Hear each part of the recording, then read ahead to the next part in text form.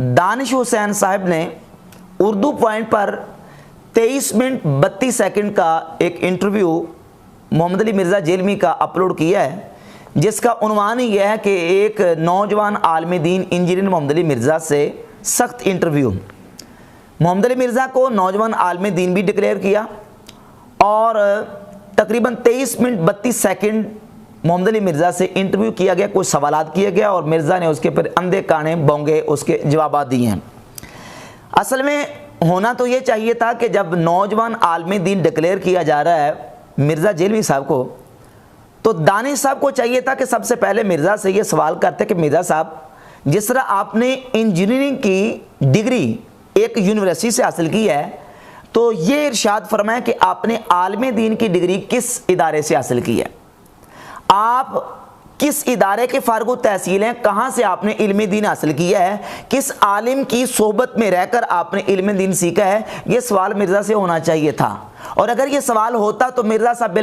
बिल्कुल इसमें 100% फेल होने थे, क्योंकि मिर्ज़ा साहब का जो इल्मी लेवल है वो ये है कि इन्होंने किसी दीनी इदारे का किसी दीनी मदरसे का मुँह तक नहीं देखा और अरबी उलूम से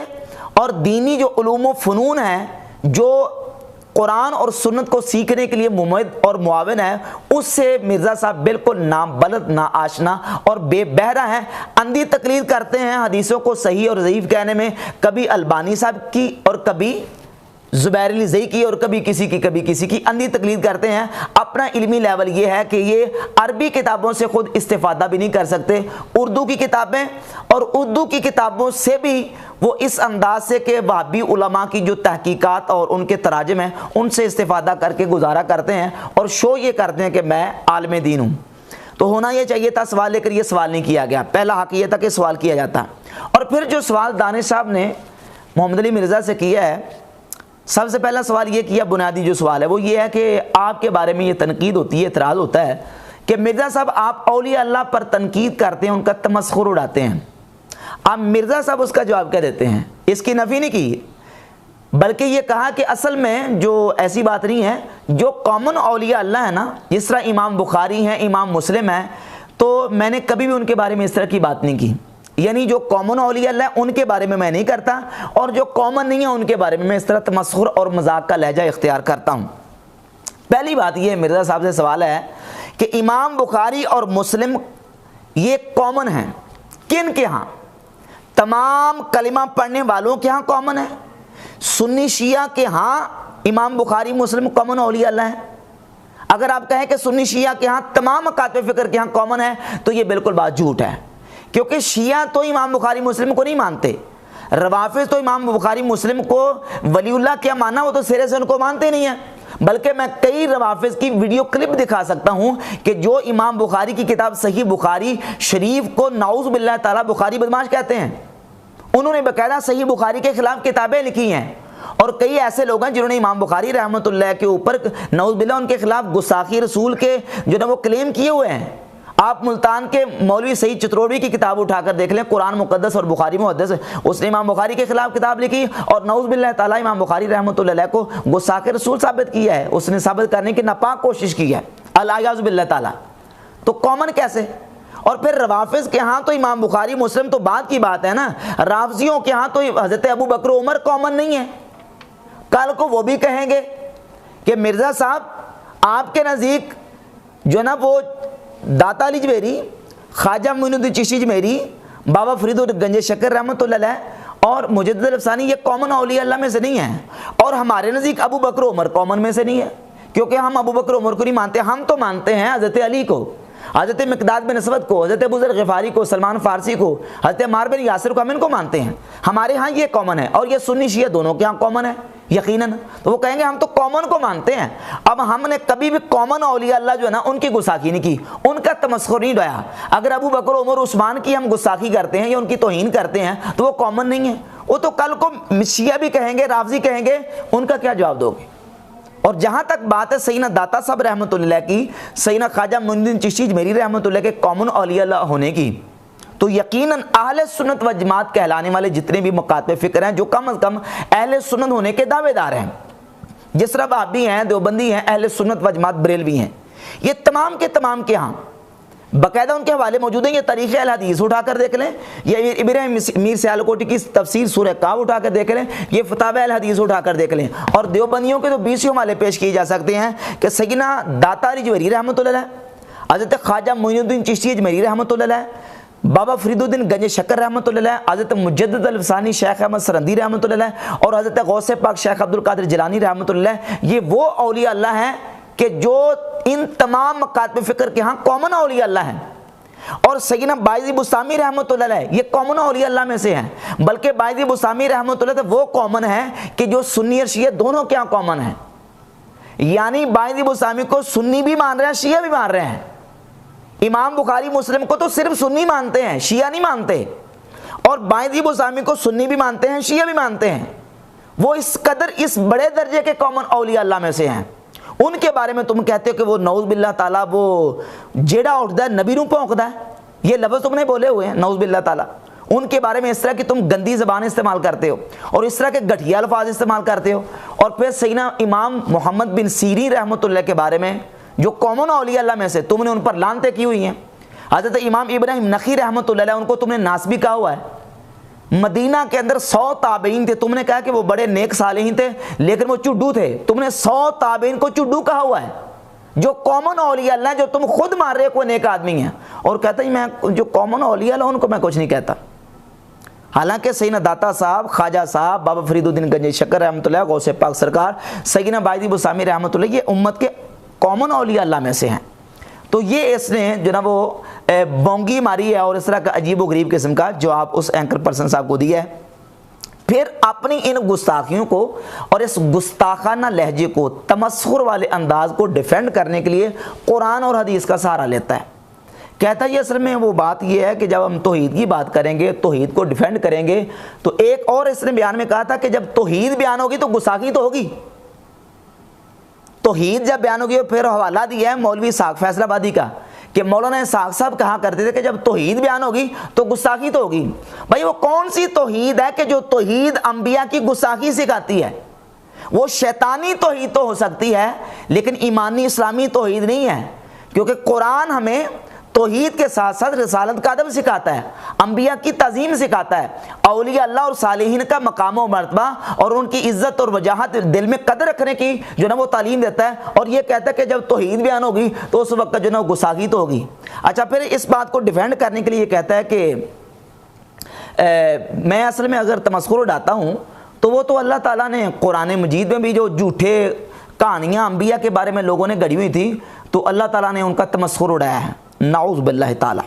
پہلی بات تو یہ ہے کہ اللہ رب العزت کی طرف جو اس نے تمسخر کی نسبت کی ہے، قرآن مجید کی الحمد سے لے کر والناس تک کوئی ایک آیت کا ایک کلمہ ایسا نہیں ہے جس میں اللہ رب العزت کی طرف تمسخر کی نسبت قرآن میں بیان کی گئی۔ کوئی ہے تو کر نکال کے دکھاؤ۔ بالکل بہتان عظیم ہے، اور میں کہوں گا لعنت اللہ علی الکاذبین، جھوٹوں پر خدا کی لعنت ہے جو خدا پر بھی جھوٹ بولنے سے باز نہیں آتے۔ کہاں قرآن مجید میں ہے کہ جہاں تمسخر کی نسبت اللہ رب العزت کی طرف کی گئی ہے؟ کہتا ہے اللہ نے تمسخر اڑایا، اور پھر اس کا حوالہ دیا ہے سورۃ المائدہ آیت نمبر 17، اور اس میں جو اس نے جناب جس کو بطور اپنے دلیل کے پیش کیا ہے سیدنا عیسیٰ علیہ نبینا علیہ الصلوۃ والسلام کا وہ واقعہ کہ جہاں عیسائیوں نے عیسیٰ علیہ السلام کو خدا کہا، تو قرآن میں اللہ فرماتا ہے سورۃ المائدہ کی آیت نمبر 17 میں لقد کفر الذین قالوا ان اللہ هو المسیح ابن مریم، یقیناً کافروں نے کہا کہ عیسیٰ ابن مریم ہی اللہ ہیں۔ قل ان سے فرما دیجئے فمن یملک من اللہ شیئا ان اراد ان یہلک المسیح ابن مریم وَأُمَّهُ وَمَنْ فِي الْأَرْضِ جَمِيعًا، کہ ان سے کہہ دیجئے پھر اللہ کا کوئی کیا کر سکتا کہ اگر وہ چاہے کہ ہلاک کر دے مسیح ابن مریم اور اس کی ماں اور تمام زمین والوں کو؟ اللہ کا کوئی کیا کر سکتا ہے اگر وہ اللہ چاہے تو؟ اب اس کو کہتا ہے دیکھیں اللہ رب العزت نے غصہ تھا اللہ کو عیسائیوں پر، اور اللہ نے غصہ یہاں نکال دیا۔ اگر یہ لوگ وہاں موجود ہوتے تو یہ کہتے کہ یا اللہ عیسیٰ علیہ السلام پہ تو ہاتھ اولا رکھ، اب اس میں تاثر یہ دے رہا ہے کہ نعوذ باللہ اللہ تعالیٰ نے اس آیت میں عیسیٰ علیہ السلام کا مذاق اڑایا یا تمسخر کیا نعوذ باللہ تعالیٰ، یا ان کی توہین کیا نعوذ باللہ تعالیٰ۔ حالانکہ عیسیٰ علیہ السلام اللہ کے وہ پیغمبر ہیں، وہ رسول ہیں کہ خود قرآن کی سورہ آل عمران کی آیت نمبر 45 میں اللہ فرماتا ہے وجیہن فی الدنیا والآخرہ ومن المقربین، کہ وہ دنیا اور آخرت میں وجیہ ہیں اور اللہ رب العزت کے مقربین میں سے ہیں۔ جو وجیہن فی الدنیا والآخرہ اور اللہ کے مقربین میں سے ہیں، اللہ ان کا مذاق اڑائے گا، اللہ ان کا تمسخر کرے گا یا اللہ ان کی نعوذ باللہ انسلٹ کرے گا؟ ہرگز نہیں۔ اس آیت میں اللہ رب العزت نے اپنی قدرت کا بیان کیا ہے اور ان عیسائیوں کو بتایا ہے کہ تم عیسیٰ علیہ السلام کو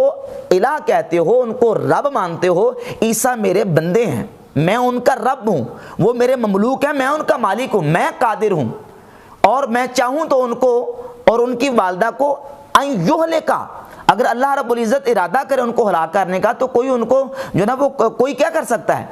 تو اب اس آیت میں اللہ رب العزت نے اپنی قدرت کا، اپنے تصرف کا اور اپنی شان و عظمت کا اعلان کیا ہے اور بتایا کہ عیسیٰ علیہ السلام میرے مملوک ہیں، میرے بندے ہیں، وہ خدا نہیں ہو سکتے۔ اس میں عیسیٰ علیہ السلام کی توہین نہیں ہے، اور پھر خدا عیسیٰ علیہ السلام اور تمام انبیاء اور رسول اعظام علیہ السلام کا مالک ہے، وہ اپنے بندوں کو جو چاہے کہے۔ اب اس کا مطلب یہ کیسے نکالا جا سکتا ہے کہ عیسیٰ علیہ السلام کو یا نبیوں کو اللہ تعالیٰ نے کسی مقام پر اس طرح کی بات جو کی ہے تو اس سے کوئی بندہ یہ رزلٹ نکالے کہ اللہ نے ان کا تمسخر اڑایا یا اللہ رب العزت نے نعوذ باللہ تعالیٰ ان کی توہین کی ہے؟ اب اس جگہ پہ جو کلمہ استعمال ہوا ہے وہ ہے این یہلکا، اہلک یہلک اہلاکن۔ اب اس کو کہتا ہے، یہ دیکھیے اللہ رب العزت نے یہاں تمسخر کیا ہے۔ اچھا اس آیت میں تو اللہ نے تمسخر کیا نعوذ باللہ تعالیٰ تمہارے کہنے کے مطابق، علیہ باللہ تعالیٰ۔ اب صحیح بخاری کی حدیث ہے 3455 نمبر، نبی کریم صلی اللہ علیہ وآلہ وسلم نے ارشاد فرمایا کانت بنو اسرائیل تسوسهم الانبیاء، انبیاء بنی اسرائیل سیاست فرمایا کرتے تھے، کلما ہلاک نبی خلفہ نبی، جب بھی کوئی نبی، اب یہاں لفظ ہے ہلاکا، جب بھی کوئی نبی فوت ہوتا، وصال کرتا تو ان کے بعد ایک نبی آ جاتے۔ اب یہاں بھی ہلاکا کا کلمہ استعمال ہوا، تو یہاں کیا نعوذ باللہ تعالی نبی پاک صلی اللہ علیہ وآلہ وسلم نے انبیاء بنی اسرائیل کے ساتھ تمسخر کیا ہے؟ نعوذ باللہ کیا ان کی انسلٹ کرنے کے لیے ہلاکا کا لفظ استعمال کیا ہے؟ اگر قرآن میں این یہلکا اللہ نے عیسیٰ علیہ السلام کے بارے میں اور ان کی والدہ کے بارے میں ارشاد فرمایا، وہ تم کہتے وہ ان کی جناب وہ تمسخر اللہ نے کیا ان کے ساتھ جو عیسیٰ علیہ السلام کو خدا کہتے تھے، تو یہاں نبی پاک علیہ السلام نے جو کلمہ استعمال کیا کہ کلما ہلاک نبی خلفہ نبی، تو یہاں بھی کیا تمسخر کے لیے؟ یہاں کیا نبیوں کی شان گھٹانے کے لیے نعوذ باللہ تعالی؟ تو یہ تمسخر کے لیے نہیں، یہ لفظ ہلاکا جو ہے یہ فوت ہونے کے، وفات کے معنی میں استعمال ہوتا ہے۔ اب دوسرا اس نے جو حوالہ پیش کیا وہ سیدنا ابوبکر صدیق رضی اللہ تعالیٰ عنہ کے حوالے سے، اور یہ یاد رہے کہ صحیح بخاری میں 3667 68 اور 3670 تک یہ 4 حدیث، اسی طرح جامع سنن ابن ماجہ میں، مستدرک ابن حنبل میں، مستدرک حاکم میں، دیگر کتب حدیث میں پورا مضمون اس کا یہ ہے کہ نبی پاک صلی اللہ علیہ وآلہ وسلم کی وصال اقدس پر صحابہ کرام رضی اللہ تعالی عنہ کو اس قدر حضور کے وصال کا غم ہوا، اس قدر ان پر حزن طاری ہوا کہ بعض صحابہ کرام رضی اللہ تعالی عنہ جو ہے وہ اپنے حواس تک کھو بیٹھے، اور اس قدر شدت غم تھا ان پر، بالخصوص سیدنا عمر فاروق رضی اللہ تعالی عنہ کی ذات اقدس پر، کہ انہوں نے نبی پاک علیہ الصلوۃ والسلام کے وصال اقدس کا انکار کر دیا کہ حضور وصال حضور نے فرمایا نہیں ہے، بلکہ صحیح بخاری میں کہ حضرت عمر رضی اللہ تعالی عنہ نے تو یہاں تک کہا کہ ما مات رسول اللہ صلی اللہ علیہ وسلم ولم یمت، نبی کریم علیہ الصلوۃ والسلام نہ تو حضور نے وصال کیا ہے ولم یمت، اور نہ حضور وصال کر سکتے ہیں، یہاں تک حضرت عمر رضی اللہ تعالی نے کہا، اور دیگر صحابہ کرام نے بھی حضور علیہ الصلوۃ والسلام کے وصال اقدس کا انکار کیا کہ حضور نے وصال نہیں فرمایا۔ اس قدر ان پر غلبہ تھا حضور کے وصال کے غم کا، اور اس قدر حضرت عمر فاروق رضی اللہ تعالیٰ خود رفتگی کے عالم میں تھے۔ تو ابو بکر صدیق رضی اللہ تعالیٰ عنہ نے صحابہ کرام کو بلایا، جمع کیا، بالخصوص حضرت عمر کو، اور بلا کے ان کی ڈارس بندوائی، ان کو حوصلہ دیا اور کہا صبر و استقامت سے کام لیں، نبی پاک علیہ الصلوۃ والسلام کی ذات اقدس پر اللہ رب العزت نے جو وصال کا وقت مقرر کیا تھا حضور علیہ الصلوۃ والسلام کی ذات اقدس پر، وہ وقت آ چکا ہے۔ ہم اللہ کی عبادت کرنے والے ہیں، ہم اللہ کی ہی عبادت کرتے ہیں، ہم نبی پاک علیہ الصلوۃ والسلام کی عبادت نہیں کرتے، اور حضور اللہ کے رسول ہیں، جس طرح باقی رسول آئے وہ دنیا سے تشریف لے گئے، نبی پاک علیہ الصلوۃ والسلام کی ذات اقدس کا بھی وصال ہونا تھا اور حضور اقدس صلی اللہ علیہ وسلم پر وہ وصال کا وقت آ چکا ہے، اس لیے تم حوصلہ، صبر اور استقامت سے کام لو، اور ان کی ڈارس بندوائی۔ اور وہاں یہ جملہ ارشاد فرمایا کہ من کان یعبد محمدا صلی اللہ علیہ وسلم فإن محمدا صلی اللہ علیہ وسلم قد مات، کہ جو محمد صلی اللہ علیہ وسلم کی عبادت کرتا تھا یا کرتا ہے، تو فرمایا کہ حضور نبی پاک علیہ الصلوۃ والسلام کا تو وصال ہو گیا۔ تو وہاں کہا کہ ہم تو اللہ کی عبادت کرتے ہیں، اور اس اللہ کی عبادت کرتے ہیں کہ جو حی ہے، جس کو موت نہیں ہے، جس پر موت طاری نہیں ہو سکتی۔ تو یہ صحابہ کرام کو حضرت ابوبکر صدیق نے سمجھایا، نہ تو اس میں کوئی تمسخر کا پہلو ہے، اور دور دور تک اس میں کوئی توہین کی کوئی بو تک بھی نہیں آتی، جو سیدنا ابوبکر صدیق رضی اللہ تعالیٰ نے خطبہ دیا ہے۔ اب اس واقعے کو بیان کر کے اپنے گستاخانہ لہجے، اپنی اور چرب زبانی، اپنی زباری جو بازاری جو زبان ہے اس کو ڈیفینڈ کرنے کی کوشش کرتا ہے۔ اور یہاں یہ جو ماتا ہے نا، ان محمد قد ماتا، اس کا بڑا اس کے کروڑ کے یہ ترجمہ کیا ہے کہ محمد صلی اللہ علیہ وسلم تو مر چکے۔ حالانکہ ماتا کا جو لفظ ہے یہ عربی کا لفظ ہے، عربی کا کلمہ ہے، اس کا جب ہم نے ترجمہ کرنا ہے، اب دیکھیں یہاں یہ بات ٹیکنیکل سمجھنے والی ہے کہ موت اور حیات یہ دو وجودی چیزیں ہیں،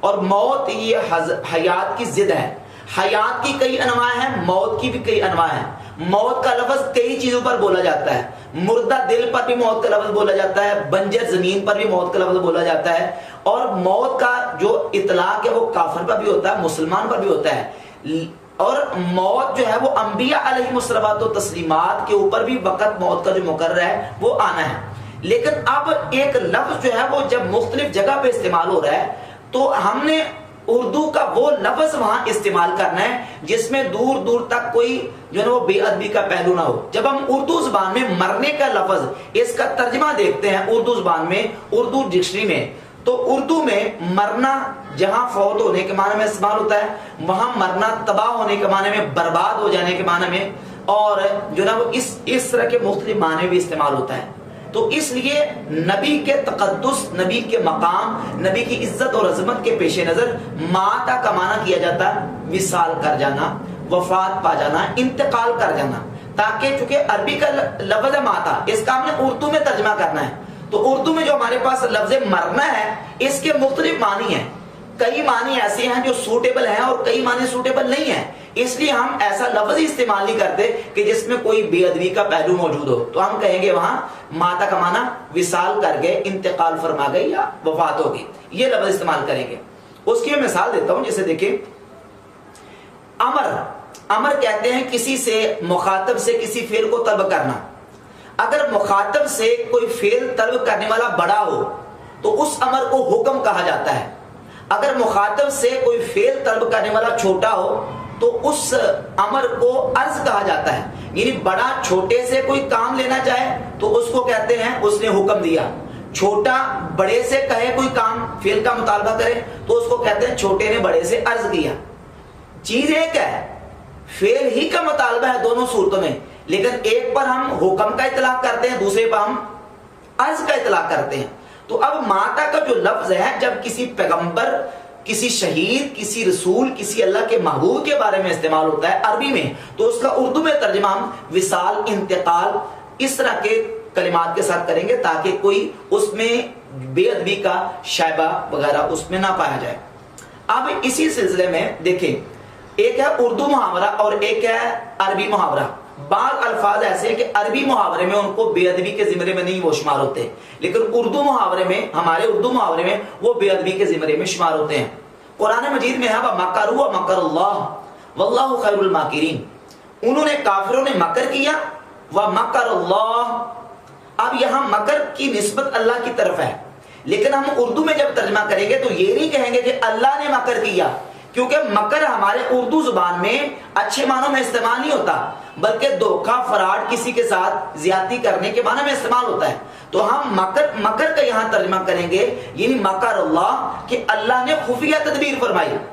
قرآن مجید میں مکر کا استعمال ہو، مکر اللہ، लेकिन उसका उर्दू में तर्जमा हम करेंगे अल्लाह ने खुफिया तदबीर फरमाई। तो इसी तरीके से उर्दू और अरबी के मुहावरात को सामने रखकर तर्जमा किया जाता है। अब ये बार बार उस पर जोर देता है कि इन्ना मोहम्मदन कद मात, कि मोहम्मद सल्लल्लाहु अलैहि वसल्लम मर गए, नऊज़ बिल्लाह ताला, इस तरह का ये लफ्ज बार बार इस्तेमाल करता है। हालांकि कोई मुसलमान जो है वो इस तरह के अल्फाज जो है वो उनको इस्तेमाल करने में पूरी पूरी एहतियात करता है कि कहीं बेअदबी का लफ्ज इस्तेमाल ना हो जाए। अब इसी सिलसिले में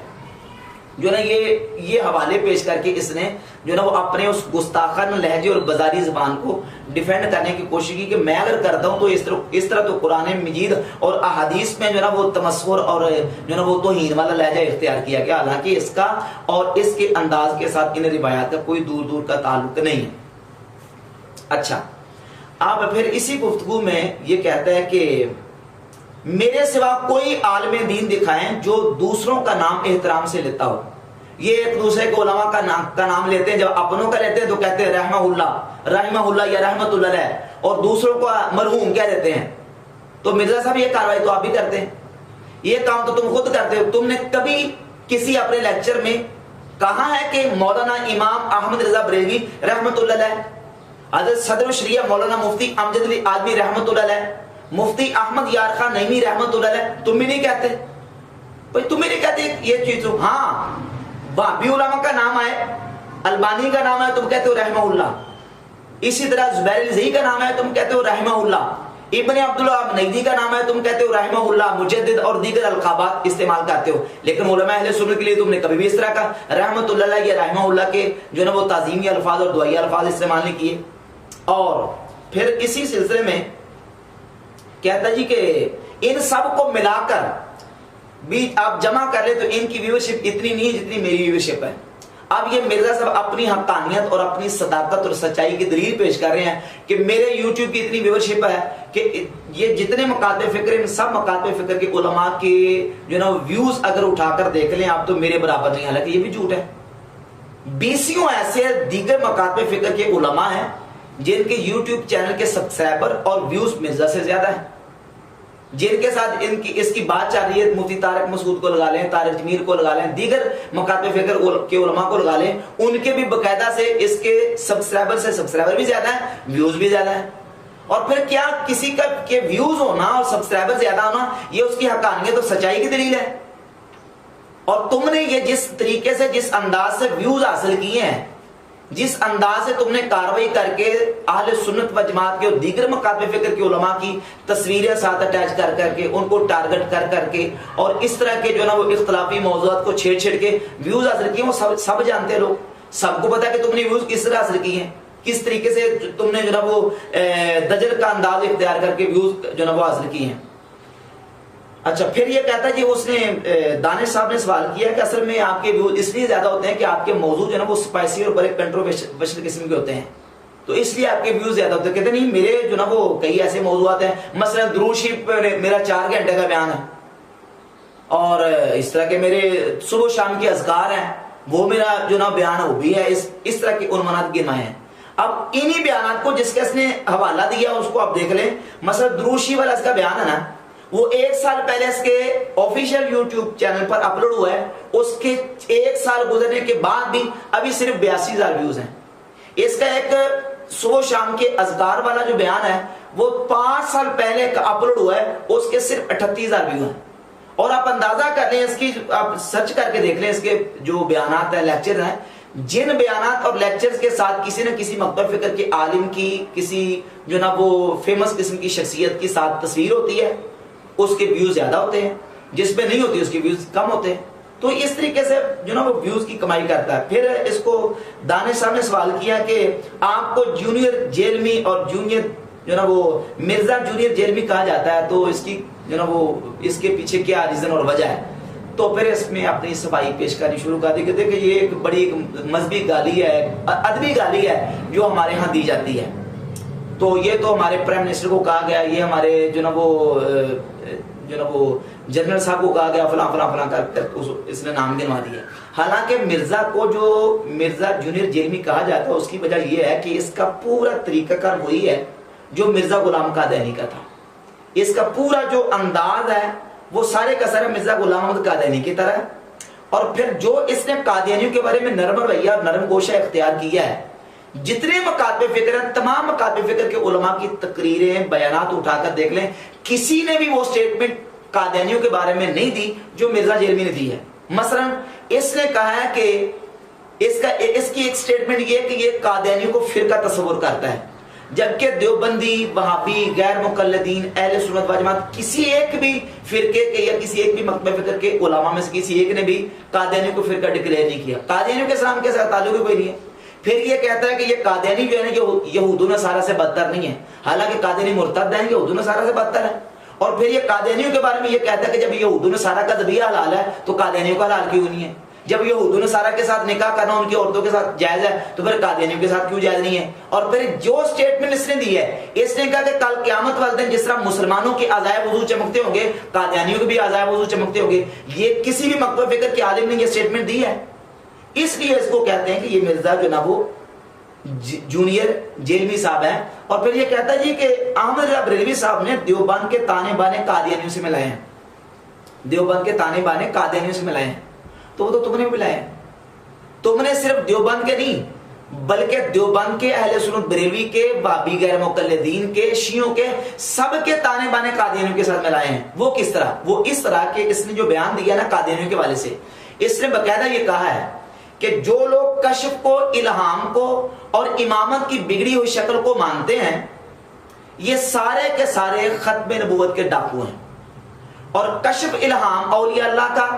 ابن تیمیہ بھی مانتا ہے، ناصر الدین البانی بھی مانتا ہے، غیر مقلدین وہابیوں کے بڑے بڑے چوٹی کے علماء مانتے ہیں، محدثین مانتے ہیں، ائمہ فقہا مانتے ہیں، دیوبندی مانتے ہیں، شیعہ مانتے ہیں، بریلوی اہل سنت مانتے ہیں، یہ سارے کے سارے کشف اور الہام کو مانتے ہیں۔ تو ساری امت ہی جو ہے وہ نعوذ باللہ تعالیٰ ختم نبوت کے ڈاکو ہے۔ تم کہتے ہو احمد رضا بریلوی صاحب نے دیوبندیوں کے تانے بانے قادیانیوں کے ساتھ ملائے ہیں، تو تم نے تو پوری امت کے تانے بانے قادیانیوں کے ساتھ ملا دیے ہیں۔ تو اس انداز سے اس نے جو نا وہ اپنے انٹرویو میں دھوکہ دینے کی کوشش کی ہے۔ اور آخری ایک بات میں کروں گا،